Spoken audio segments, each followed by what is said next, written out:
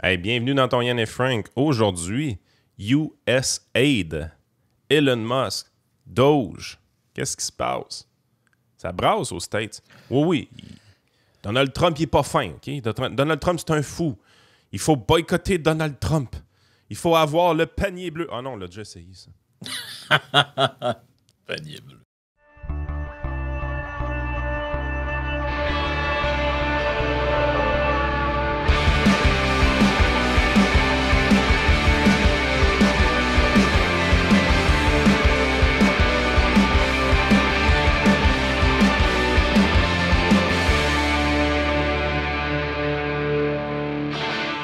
Ouais. Donc, l'Agence des États-Unis pour le développement international, le fameux USAID qu'on voit sur Internet, que peu de gens connaissaient, je pense, là, mais qu'on entend parler dans les derniers jours parce que c'est le fameux DOGE, Department of Government Efficiency, qui s'est mis là-dessus. Ça a été créé en 1961 par Executive Order. Donc ça, c'est intéressant de voir qu'aux États-Unis, le président peut créer des agences, mais il ne peut pas les supprimer. Parce que c'est ça qui a l'air de beaucoup déranger. Tu sais, je peux signer au bas de la feuille, regarde, je crée ce département-là, merci, bonsoir, puis là, on crée de la bureaucratie, mais quand tu veux l'enlever, c'est un petit peu plus compliqué. La en nature fait, même de la bête. Hein?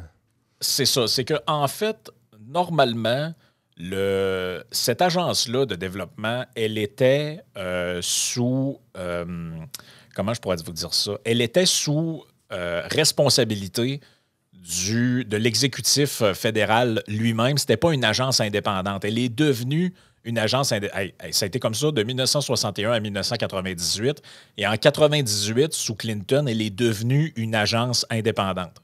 Fait que ça, grosso modo, c'est une agence qui sert à envoyer de l'aide internationale officiellement. Mais officieusement, on se doute qu'il y a d'autres choses un peu impliquées là-dessus, d'une manière classique. Là. Et évidemment, ce qui devait arriver arriva, c'est que de 1961 à 1998, c'est une agence qui, oui, fait des trucs à l'étranger, des missions de tout ordre, puis de l'aide humanitaire officiellement. Par contre, son budget est quand même très restreint. Je vais vous donner quelques sommes. Là. J'ai pas les sommes pour avant que ça devienne une agence. Là. Mais tu vois, en 2006, son budget annuel, c'est 9,1 milliards de dollars, donc sous Barack Obama. Et les chiffres qu'on a des derniers jours qui ont été sortis par le DOGE, là, je vais vous les mettre à l'écran. Le DOGE, c'est quoi? C'est le Department of Government Efficiency. C'est le département qui est dirigé par Elon Musk, qui aurait une fin de vie aux alentours de l'été 2026, normalement. Donc, exact. Les autres, ils font le ménage jusqu'à l'été 2026. Et là, ce qu'on apprend, c'est que c'est au-dessus de 40 milliards de dollars qui ont été dépensés l'année dernière. C'est passé de 9 à 40 milliards en dedans de moins de 20 ans. Exact. Wow. Donc ça fait partie de ces agences gouvernementales dont le budget a explosé et personne ne sait trop ce qu'ils font en réalité. Mais là, on le sait. 45 millions en DEI scholarship au Burma. Ça, c'est ce que j'aime un peu du Doge, c'est qu'ils font pas juste couper, puis ils font pas juste avoir le rôle du méchant. Ils s'arrangent également pour détailler toutes les niaiseries qui se faisaient dans certains départements. Puis l'USAID, à date, ça a l'air d'être ce qui colle le plus comme étant une place à gaspillage tout simplement incroyable. 520 millions for consultant-driven ESG investment in Africa. OK, fait qu'ils s'en servaient pour du gros wokisme à l'étranger. Tu sais, ce que le prof Caron nous dit qui est problématique présentement au niveau des missions étrangères, que les pays occidentaux, avec leur wokisme, qui essayent de mettre dans la tête de bien des autres pays, de dire « Hey, les valeurs, là, c'est important, là, les homosexuels, puis les transgenres, c'est important, là, puis il faut engager en fonction de la race, puis ainsi de suite. » Toutes les niaiseries qu'on a vues dans le wokisme dans les dernières années, ils servent de départements comme ceux-là, comme le USAID, pour aller implanter ces changements de mentalité dans une culture étrangère. Ça occasionne une tonne de friction, ces mardes-là. 1,2 milliard in award to undisclosed recipient. Hein? Donc... 1,2 milliard de dollars remis à des gens comme ça, puis on sait pas c'est quoi. Ça c'est shady, là. C'est là qu'on peut penser qu'il se passe des trucs un peu louches. Tu sais, tu vas avoir des rumeurs, par exemple, que la CIA est un peu impliquée là-dedans, qu'on essaie peut-être d'influencer l'ingérence étrangère. Parce que l'ingérence étrangère, pas juste les Russes qui en font, là. Allez pas penser que les Américains en font pas, ils en font. Non, c'est ça. Et il y a peut-être un peu de caché là-dedans. Il y en a probablement un peu de caché là-dedans. Et là, en moins de 2 semaines, Musk et le Doge ont démantelé une bonne partie de l'organisation. Il y a 10 000 personnes et 40 milliards de dollars qui ont été gelés dans cette histoire-là. Donc, on dit ce week-end, c'est un article du Wall Street Journal que je vous partage à l'écran. On dit ce week-end, le département de l'efficacité gouvernementale de Musk a tenté d'exercer un contrôle sur l'organisation d'aide étrangère en se heurtant aux responsabilités de la sécurité et en accédant finalement au système classifié de l'agence. Attends un peu, Frank, ton micro chie. Là. Mon micro chie. OK, c'est correct. Excuse. En tout cas, je pense que c'est correct. Là. L'administration a fermé lundi le siège de l'USAID au Ronald Reagan Building à Washington, D.C. aux employés, leur demandant de travailler à distance. Le président américain a annoncé qu'il comptait intégrer l'USAID au sein du département d'État par décret, donc le ramener à ce qui était avant 1998, avant que ça devienne une agence. Donc là, ils ont ça, c'est pas les départements, là, voyez-les, l'équivalent des départements aux États-Unis, c'est un genre de ministère. Okay? Fait que probablement que le scrutiny, qu'on dirait en anglais, puis donc la reddition de comptes serait beaucoup plus importante à l'intérieur d'un département que d'une agence indépendante où est-ce qu'on peut cacher des affaires un peu plus facilement, probablement. Ben, c'est un peu ça. Là. Et là, on dit l'administration a fermé lundi le siège de l'USAID et ce qu'on dit, c'est qu'on a fermé tous les bureaux. Toutes les installations de l'USAID à Washington ont été fermées alors que l'agence se préparait à mettre presque tous les 1400 employés restants en congé administratif, ont déclaré 2 responsables. Et là, je vais vous remettre le... Moi, ce qui m'épate dans tout ça, c'est la rapidité à laquelle ils vont. T'sais, on s'entend, oui, Donald Trump était élu début novembre, n'entre en fonction que le 20 janvier. Donc, il y a une préparation qui se fait, on le sait. Il y a à peu près 3 000 à 4 000 employés qui sont engagés à la Maison-Blanche. Donc, il y a des gens qui sont attitrés à des postes importants, qui eux-mêmes engagent du monde, qui eux-mêmes mettent en place les politiques qui vont s'appliquer éventuellement. Donc, prépare les décrets, prépare... Mais je suis quand même vraiment surpris qu'on puisse aller aussi vite à l'intérieur de la machine gouvernementale. Tu sais, on nous dit tout le temps, c'est dur de couper les dépenses, c'est difficile de couper les dépenses, la machine se bat, la machine se défend. La machine n'a pas l'air à se défendre bien fort devant Elon Musk et son Doge, là, présentement. Là. Ben, ils ont essayé de dire qu'ils ne pouvaient pas faire ça. Mais... Finalement, on peut faire ça. C'est ça. Et là, voici où l'argent se dépense. Donc, ce qu'on comprend, c'est que en c'est plus... là que l'aide ukrainienne était cachée. Ben, c'est qu'en plus des package deals que le Congrès approuve, par en arrière, cette affaire-là envoie du cash en Ukraine comme c'est pas possible. Donc, ce que les gens voient, ceux qui sont en audio, là, à l'écran, on voit les récipiendaires de l'aide financière envoyée par l'USAID en 2023. C'est 16 milliards en Ukraine. Whatever the fuck why, 1,68 milliards en Éthiopie, en Jordanie, en Afghanistan, en Somalie, au Congo, en Syrie. Donc, c'est là que le cash part. Là. Ah, écoute, il y a plusieurs de ces pays-là, côté corruption gouvernementale, c'est assez spectaculaire là, quand même. Là. Oui. C'est ça. Ça fait partie aussi des... Cette aide humanitaire-là, elle finissait vraiment pour aider des gens, vous pensez? Ça, on n'est pas sûr. Hein? Ça, c'est la grande question. Ben, c'est ça. C'est que pourquoi Trump et Musk ciblent l'USAID? La suppression de l'USAID s'inscrit dans la promesse de campagne de Trump de réduire l'aide étrangère. Et on dit que, on affirme que l'USAID gaspille l'argent des contribuables dans des programmes qui promeuvent un peu ce que tu as dit au début, finalement, l'idéologie démocrate. Ben, il y a des trucs là-dedans là, qui servent à promouvoir l'accès à l'avortement en Afrique. Là. Puis on s'entend dessus qu'on a l'équivalent au niveau fédéral canadien de ce côté-là. Des dépenses connes comme ça, là, qu'on est en train de voir se faire couper extrêmement rapidement aux États-Unis, ces mêmes conneries-là, on a ça au Canada aussi. Là. Je sais pas c'est quoi le nom du programme exactement. En fait, connaissant notre tendance à avoir une tonne de programmes, ça doit être justement un shitload de programmes différents dans plusieurs ministères, on s'entend. Mais je veux dire, si vous pensez que ce ménage-là est intéressant aux États-Unis, dites-vous qu'on peut faire la même affaire ici. Là. Mais avez-vous vu comment l'État, ça devient obèse rapidement? 1998, on passe d'un truc qui est géré par le département d'État fédéral à agence indépendante. Il y avait quelques millions, quelques centaines de millions en budget avant 1998, sont rendus à 44,2 milliards pour l'exercice de 2024 et ils ont plus de 10 000 employés. Ça n'a pas de bon sens.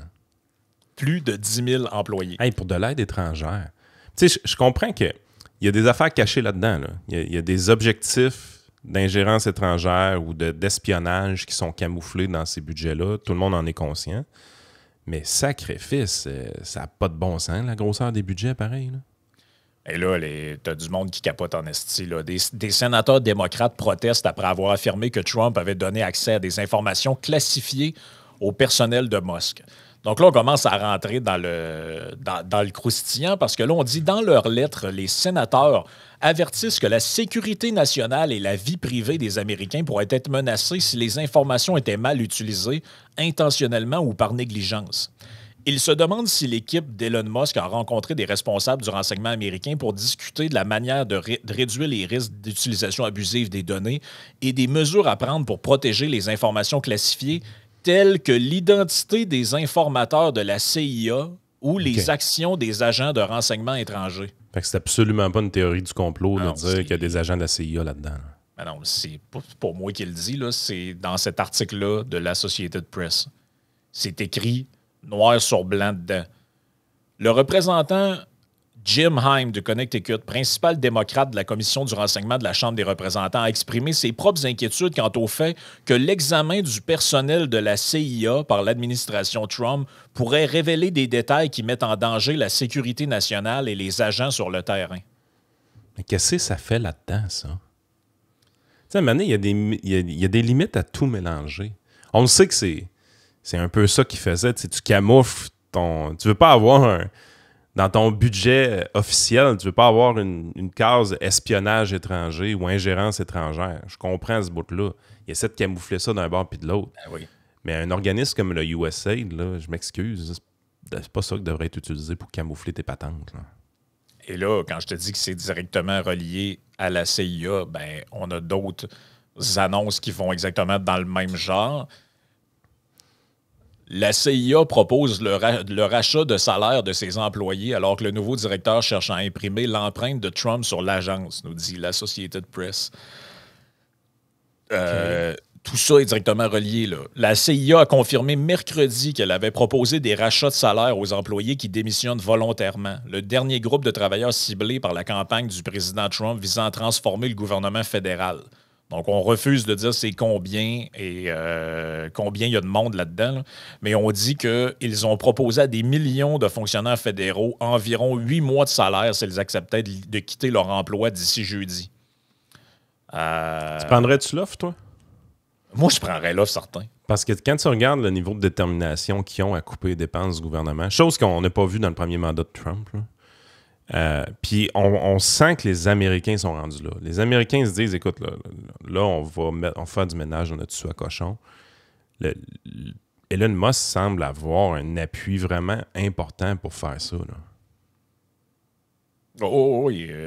Puis tu sais, Elon Musk, vous le connaissez, là, il s'en fout d'avoir l'air du méchant là-dedans. Il n'y a aucun problème avec ça, en fait. Ben non, carrément. Et là, regarde, quand tu vas sur le usaid.gov, il y a un petit message qui apparaît, je ne sais pas si je peux vous le mettre en français. Le vendredi 7 février 2025, à 23h59, tout le personnel recruté directement par l'USAID sera placé en congé administratif à l'échelle mondiale. Shit. À l'exception du personnel désigné responsable des fonctions essentielles à la mission, de la direction principale et des programmes spécialement désignés, le personnel essentiel qui devrait continuer à travailler sera informé par la direction de l'agence d'ici le jeudi 6 février. C'est un démantèlement complet. Là. C'est-à-dire, aujourd'hui, à 15h, il y a des gens qui vont se faire dire « Toi, tu peux rester. Les autres, vous en allez en congé. » Fait qu'ils rapatrient, autrement dit, leur agent de la CIA dans la CIA. Pour le personnel de l'USAID, actuellement en poste hors des États-Unis, en coordination avec les missions et départements d'État, prépare actuellement un plan conformément à toutes les exigences et lois applicables en vertu duquel l'agence organiserait et paierait le voyage de retour aux États-Unis dans un délai de 30 jours et prévoirait la résiliation des contrats PSC et ISC qui ne sont pas jugés essentiels. L'agence examinera les exceptions au cas par cas et les prolongations de voyage de retour en fonction des difficultés personnelles ou familiales, des problèmes de mobilité ou de sécurité. Par exemple, l'agence envisagera des exceptions en fonction du calendrier de la période scolaire des personnes en charge. Bon, là, Fait que ça se fait. C'est un gros afuera, là. c'est un gros afuera.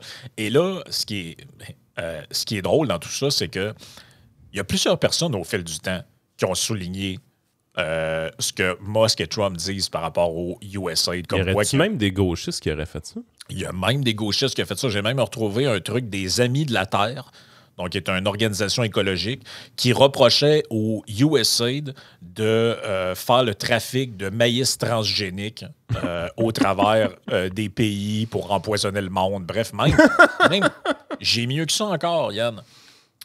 Noam Chomsky, les origines de la crise alimentaire haïtienne dans la politique de l'USAID. Donc, Fait que ça a déjà été quand même assez trendy d'attaquer le USAID.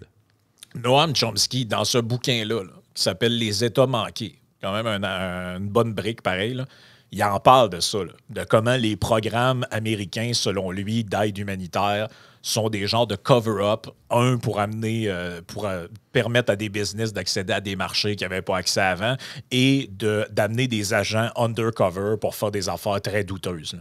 Et dans cet article-là, qui date de 2009, je crois, en fait, c'est dans une allocution qu'il a faite en 2009 qui est repartagée là-dessus, il accuse clairement cette agence gouvernementale-là d'être à l'origine quasiment d'une famine en Haïti. Là. Food crisis, vous comprenez ce que ça veut dire? Là? Une crise alimentaire. But wait, there's more. On a le journal La Vanguardia. Donc, c'est un journal colombien. Je vais le mettre en français parce qu'on ne comprendra pas grand-chose. Là. L'article s'appelle USAID, l'ami américain. Une agence de développement américaine soutient l'opposition dirigée par Guaido avec des conseils et une aide humanitaire. Donc, eux accusent... C'est d'ingérence étrangère. À en juger par leur conférence de presse dans la ville frontalière colombienne de Cúcuta, les dirigeants de l'Agence américaine de développement international USAID estiment que le travail investi au Venezuela depuis près de 20 ans porte enfin ses fruits. À Juan Guaido qui nous écoute, nous sommes fiers d'être avec vous, a annoncé Mark Green, le président de l'agence, depuis une tribune dressée à l'aéroport, tandis que 3 énormes avions militaires déchargeaient des tonnes d'aide pour la crise humanitaire au Venezuela. Une équipe de jeunes employés d'agence colombienne coordonnait les médias, portant des casquettes de l'USAID et transportant des sacs fabriqués à partir d'artisanat indigène. Et là, on dit carrément que l'USAID, une agence du puissant département d'État, a lancé le processus de changement de régime au gouvernement il y a des années, alors qu'Hugo Chavez était encore au pouvoir. Donc, en Amérique du Sud, qu'est-ce que ça vaut, ce qui est écrit là-dedans? Je ne le sais pas. Mais ce que je vous dis, c'est que dans le monde, là, dans plein de pays, là, les gens accusent cette agence-là, en réalité, sous couvert d'aide humanitaire. Ils ont des genres d'agents infiltrés qui... comment je dirais ça, infiltrent les partis d'opposition pour leur donner de l'aide, les instrumentaliser pour renverser des régimes en place. Tout le monde sait que ça s'est déjà fait. Là. Sous couvert de l'aide humanitaire, tu as des gens qui sont des agents d'ingérence étrangère. Tu as des gens qui font de l'espionnage, évidemment. Tu sais, je veux dire, à un moment donné, c'est qu'il y a une perte de confiance du public. Tu sais, l'aide étrangère, c'est de l'aide étrangère. Tu dis... On a une responsabilité comme pays riche à aider les gens. Puis là, ce qu'on se rend compte au fil du temps, tu te dis, ouais, mais il y a beaucoup de cet argent-là qui finit dans les poches des despotes, qui finissent en corruption, autrement dit. Fait que ça, il y a une perte de confiance de ta population locale. Parce que quand tu prends le budget de la USAID puis tu divises par le nombre d'Américains, là, c'est une taxe sur chaque tête de pipe d'à peu près 130$ par année. Pour financer les dépenses du USAID, chacun des êtres vivants en Amérique doivent payer 130 $ environ. Ça veut dire pour le taxpayer, ça doit être même l'équivalent de 250 $ à peu près annuel. C'est quand même beaucoup d'argent, là. Mais là, tu te dis, il y en a un bon montant de cet argent-là qui finit en corruption dans les poches de despotes à l'international. Finalement, on fait de l'espionnage avec ça en dehors du budget de la CIA. Puis ensuite de ça, tu te dis crime, on fait de l'ingérence étrangère en plus de ça, alors qu'on s'époumonne à dire que ça n'a pas d'allure que les Russes fassent de l'ingérence étrangère aussi. Ben, vous voyez bien que la confiance des Américains envers cet organisme-là, elle doit être rendue dans la toilette, là.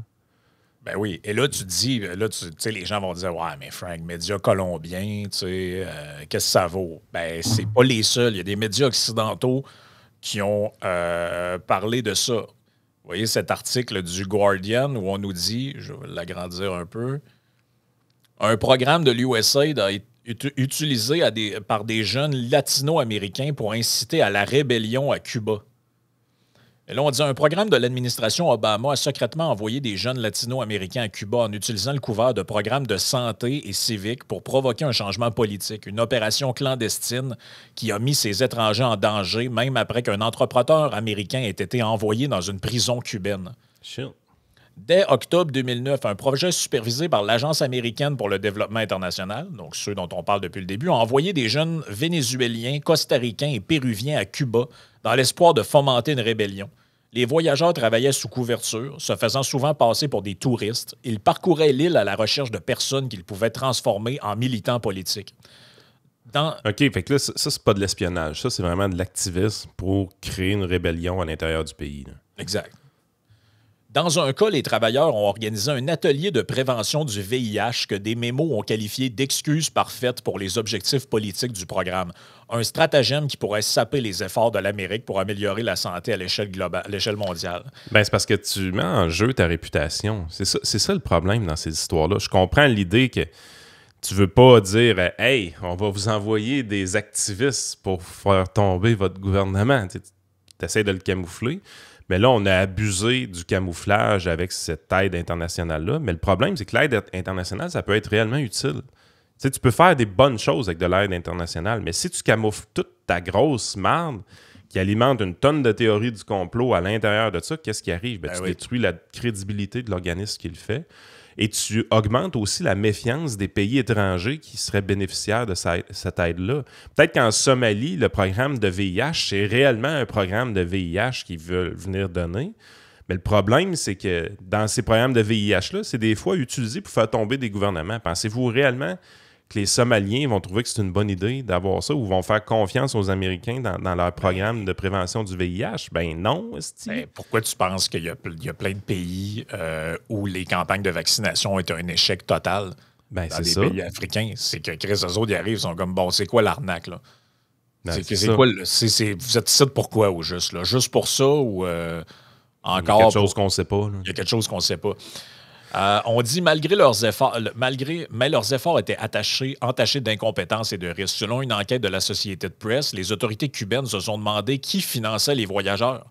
Les jeunes travailleurs ont fait rater leur mission consistant à identifier les acteurs potentiels du changement social. L'un d'entre eux a déclaré avoir suivi un séminaire de 30 minutes sur la façon d'échapper aux services secrets cubains.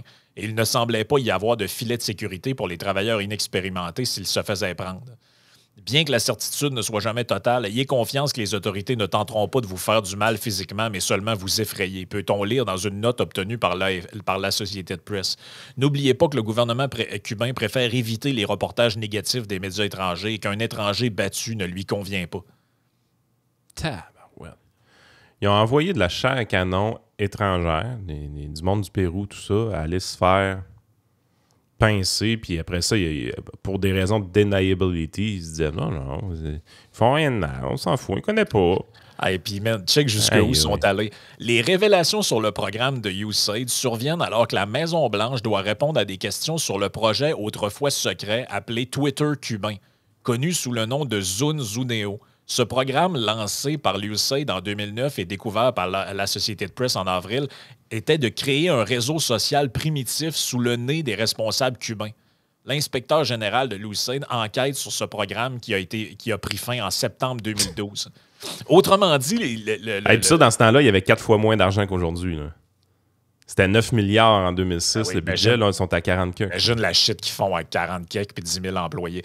Fait en gros, eux autres, ils disent à tout le monde, ah non, hey, c'est un truc d'aide humanitaire. Tout qu'est-ce qu'ils allaient faire à Cuba, ils essayaient, parce que l'Internet est contrôlé là-bas, ils essayaient de créer un genre de réseau social underground là, que des Cubains militants politiques pouvaient avoir accès pour se réseauter entre eux autres, pour trouver des manières de faire grossir ça, puis éventuellement renverser le régime en place. On comprend un peu les inquiétudes qui sont exprimées en disant, ben là, si Musk il rentre là-dedans trop vite, il va peut-être compromettre des agents à l'étranger. Christy, si vous êtes infiltré de même d'un bord puis de l'autre dans tous les pays du monde, c'est sûr que ça va compromettre du monde, mais you know what? C'est peut-être une bonne affaire. Tu sais, à un moment donné, là, est-ce que c'est vraiment le rôle des États-Unis d'Amérique de faire ça? On peut se questionner. Tu sais, je veux dire, tu sais comment j'aime les romans de Tom Clancy, là. Je les adore. C'est magnifique. Ce qui est le fun dans ces romans-là, c'est que tu vois les gouvernements d'une efficacité tout simplement redoutable. C'est là que tu comprends que c'est de la fiction. Ah oui. Je veux dire, les organismes gouvernementaux impliqués dans ces romans-là, là, c'est des exemples d'efficacité tout simplement incroyables. Mais tu sais, je veux dire, c'est ce que c'est. C'est des romans, c'est de la fiction. Mais quand tu lis des affaires de même, tu te dis, ouais, finalement... Clancy avait l'habitude de s'appuyer sur des affaires quand même assez vraies pour baser ses romans. Ils exagéraient évidemment, mais il y avait toujours un fond de vérité dans ses romans. Mais là, tu dis là, le fond de vérité commence à être traumatisant un peu. Là. Écoute, qu'est-ce que j'ai dit juste avant les campagnes de vaccination? Écoute bien ça. Les données gouvernementales montrent que Zunzuneo, donc le réseau social underground cubain qu'ils ont essayé d'implanter, et le programme de voyage font partie d'un effort plus vaste de l'USAID d'un montant de plusieurs millions de dollars pour provoquer des changements dans des pays politiques instables. Mais les programmes examinés par la Associated Press ne semblent pas avoir atteint leur objectif et fonctionnent sous l'égide d'une agence plus connue pour son travail d'aide internationale que pour ses opérations furtives. La CIA s'est récemment engagée à cesser d'utiliser les programmes de vaccination pour recueillir des renseignements comme celui au Pakistan qui visait Oussama Ben Laden. C'est pas bon, ça. C'est pas bon. Tu sais, je veux dire, tu sais, on le dit souvent, la vaccination, là, c'est quelque chose qui est super important, surtout au niveau planétaire. Là. Quand tu t'en vas dans des pays comme ça, le Pakistan, tu veux que les gens se vaccinent, moyen de sauver des vies extrêmement facilement. Là. Ben, eux autres s'en vont faire de l'ingérence étrangère avec ces programmes-là. Quel meilleur moyen, asti, pour créer une méfiance tout simplement gigantesque dans ce type de pays-là? Ben oui. Je veux dire, la vaccination, c'est trop important pour que les gens ils s'en méfient. Là. Ça ne devrait pas être utilisé pour des raisons comme ça. Mais vous voyez comment c'est important ce qui est fait présentement avec le Doge? De mettre le spotlight sur ce genre de cochonnerie-là, c'est important. Tu te rappelles quand que Jean-François Caron se fait suspendre de la commission parlementaire à Ottawa par rapport à l'aide, pas à l'aide étrangère, mais au ministère des Affaires internationales.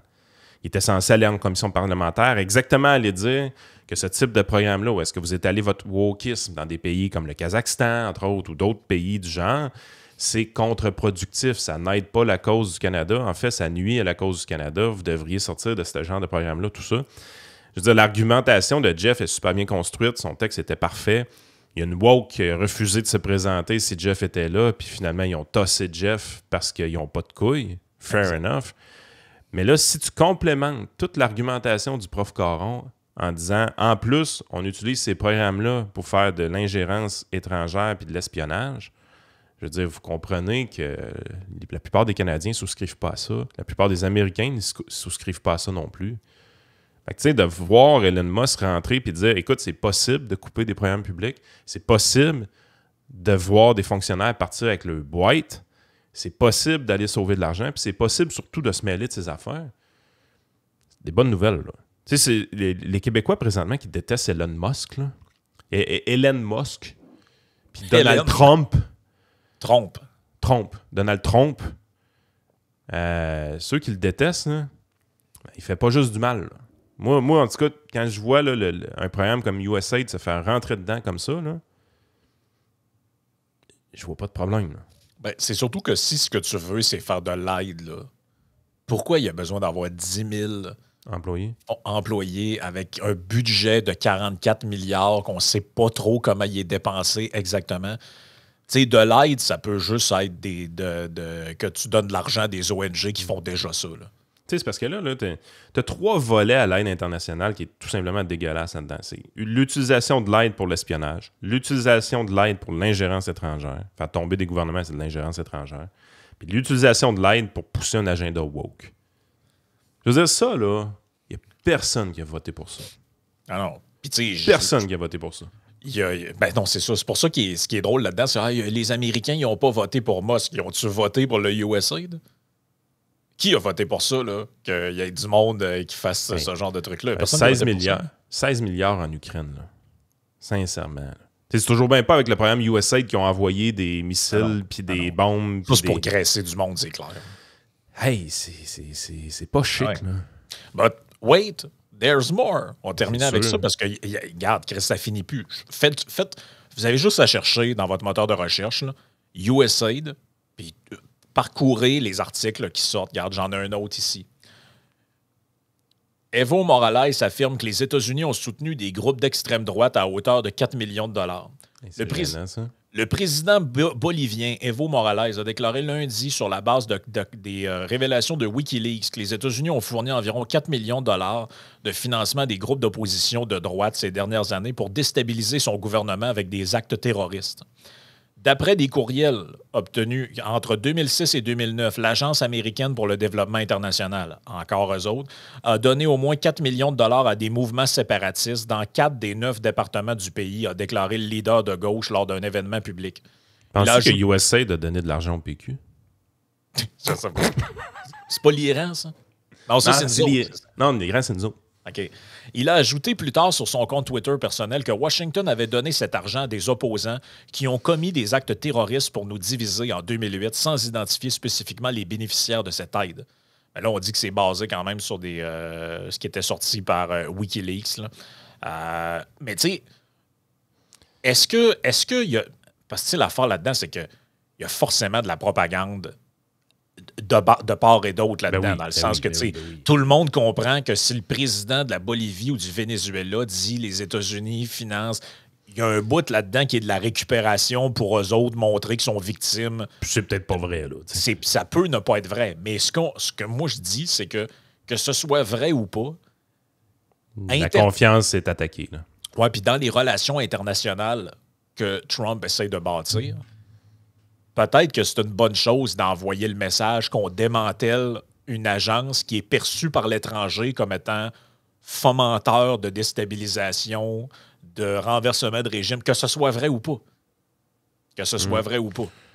Ah, écoute, Frank, on finit le show sur Patreon, évidemment, cette semaine. On ne pourra pas ne pas parler des sondages présentement. Fait que vous voyez, je vous donne le score, là, 30% PQ, 21% CAQ, 21% PLQ, 14% PCQ, 10% Québec solidaire. Fait que sur Patreon, aujourd'hui, on va aller discuter de tout ça en profondeur. On va revenir sur USAID, bien évidemment. Vous avez 50% de rabais présentement sur Patreon. Donc, utilisez le lien qui est à l'écran avec le code QR. Vous allez avoir 50% de rabais sur votre premier mois d'abonnement. Absolument. Vous allez voir, il y en a du stock. Là. Vous avez accès gratuitement à peu près au tiers du stock qu'on produit. Le 2 tiers environ est disponible sur Patreon. Et l'ambiance est un peu différente. Carrément. Écoute, j'allais l'oublier, mais remercier également les commanditaires de l'émission que vous écoutez, Ranch Brand. C'est qui a dit hier dans le live, je suis allé quelque part puis j'ai vu quelqu'un encore avec un hoodie. Je ne me rappelle plus du nom, mais c'était dans le coin de Trois-Rivières. Dans le coin de Trois-Rivières. Bref, c'est le brand de country numéro 1 au Canada. Puis que vous écoutiez du country ou pas, c'est pas important. Le brand fait vraiment des beaux vêtements, des belles casquettes, des beaux accessoires. Fait que utilisez votre code promo. Ils sont quand même smart de nous commanditer. Et en plus de vous offrir ce 10% de rabais-là, ça commence à parler c'est comme si on vous enlevait finalement la TVQ sur une facture, 10% de rabais. Donc, on les remercie, ranchbrand.ca. Ready for Canada pour toutes vos demandes en matière d'immigration. Ça bouge pas mal en ce moment. Si vous êtes Si vous venez de l'étranger, puis vous êtes installé au Québec depuis un bout, puis vous êtes sur un genre de visa de travail, vous n'avez pas trop checké vos patentes, c'est peut-être une bonne idée de vous informer parce que, puis si vous avez une entreprise, vous avez beaucoup de travailleurs comme ça. Il y a beaucoup de gens qui nous ont écrit suite au podcast de l'autre fois qui se sont rendus compte que OK, Chris, ça a changé pas mal les règles au fédéral et au provincial dans les derniers mois. Il y a encore des changements à venir. Tu sais, checkez vos shit, c'est plate de se faire pogner, puis on n'avait pas rempli la bonne paperasse, puis j'ai pas fait la bonne demande au bon palier de gouvernement. Si vous avez besoin d'aide, ben, contactez l'équipe de Steven à Ready for Canada. Eux autres, ils vont vous aider. Et notre dernier commanditaire, TLF Dessin, donc pour toutes vos demandes en matière de dessin industriel, tlfdessin.com, c'est le scan 3D, les plans d'ancrage, le plan de montage, plan de fondation, calcul d'assemblage, relevé de chantier. Ils ont toutes sortes de logiciels. C'est de la modélisation d'objets en 3 dimensions, conception d'objets techniques, métaux, béton préfabriqué, détaillage d'armature. C'est vraiment très, très, très, très, très complet comme service qu'ils offrent dans tous les domaines de la construction. Et sur ce, ben, on s'en va sur Patreon.